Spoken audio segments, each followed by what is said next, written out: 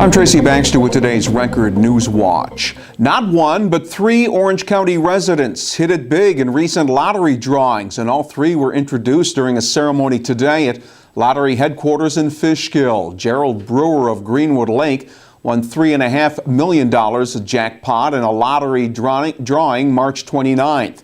He bought his ticket at the Country Convenience Store in Monroe while out running errands. Brewer says his winnings will help him retire a little earlier than planned. Frederick Depew Jr. of Newburgh won a $1 million Powerball prize after getting 5 of 6 numbers. He said the second place winning ticket left him excited and dumbfounded. And Village of Florida resident Barbara Marshall won a $1 million top prize in a lottery scratch-off game. She's planning to use the windfall for some home improvements. It's been called the largest seizure of heroin in the Mid-Hudson region in the past 15 years, and the discovery was made by State Police Canine Marty. When state troopers pulled over a tractor-trailer on Interstate 84 for not having the correct tax decals, Marty was put into action and 12 kilograms of heroin was discovered. Ultimately, that stop led to a State Police drug detecting canine alerting on the truck, and ultimately 26.4 pounds of heroin were found inside the cab of the tractor trailer. When this heroin is processed and it is put together and decked out in decks of heroin of potentially 0.02 grams each, you have a significant quantity that could reach in the millions of dollars. The two men in the truck, 38-year-old Enrique Becerra Mendoza and 35-year-old Joaquin Hernandez, both of Fresno, California, were charged with first-degree criminal possession of a controlled substance, and if they are convicted, both of them face up to 20 years in prison.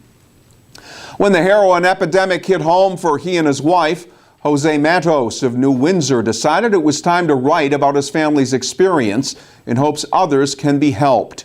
Matos' inspirational new e-book, The Belief Quadrants, 4 Belief Systems That Create Your Reality, is coming out today on Kindle. In it, he writes about his daughter Kayla's struggle with heroin addiction. Kayla Matos was an honor student at Newburgh Free Academy. Then heroin derailed her college plan. She would get kicked out of the house, bringing her to the lowest point of her life. There was no point. I was just always going to be this way. I might as well just die now. Like my friend was telling me that I was telling her I just wanted to OD. Like I remember saying, "Oh, I want to die young. I don't want to live." Like, and now there's just so many things that I want to do. Like, I know that I can do those things. It's just crazy. I learned this over and over and over and over again. Every book that I've ever read, those people are the ones that achieve success, dreams come true, are the ones that just don't give up. Kayla's been free of heroin for a year now. In his book, Jose Matos says there are 4 quadrants: relationship, spirituality, self-image, and money, and that our beliefs about each of them shape our reality. He says that changing those beliefs can help people create the kind of lives they want to live. In the town of Ulster, a worker was seriously hurt in an explosion last evening at the Mavis Tire Store on Ulster Avenue. Police say 28-year-old Aldo Cruz of Kingston was using an oxyacetylene torch on a vehicle when the explosion occurred.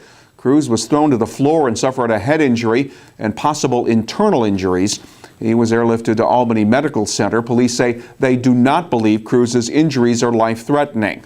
A preliminary investigation determined that a disproportionate mixture from the torch caused the explosion. No damage was done to the building. It was back in early January when Kingston City Police responded to a report of a burglary and sexual assault at a residence on Henry Street. Police say the 27-year-old woman in the home told them a man had forced his way in and sexually assaulted her. Police say their investigation ultimately led them to 44-year-old Troy Swartz, who was taken into custody Thursday. He faces charges of felony burglary and sexual abuse, along with criminal obstruction of breathing. Swartz is currently at the Coxsackie Correctional Facility, where he has been serving time for a 2010 arrest.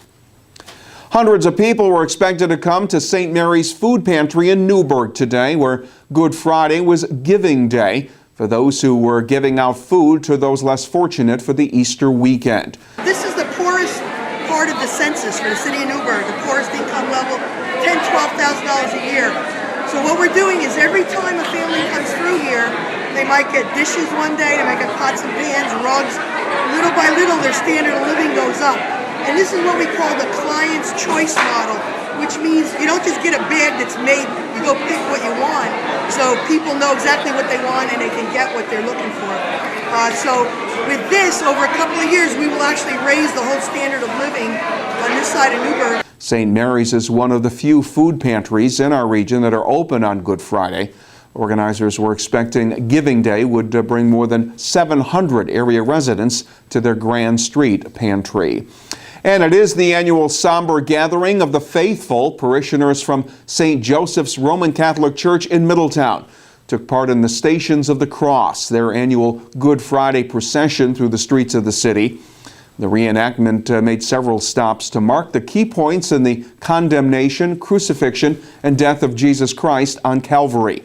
In the St. Joseph's procession, church members play the roles of Jesus' followers and the Roman soldiers who led him to his crucifixion.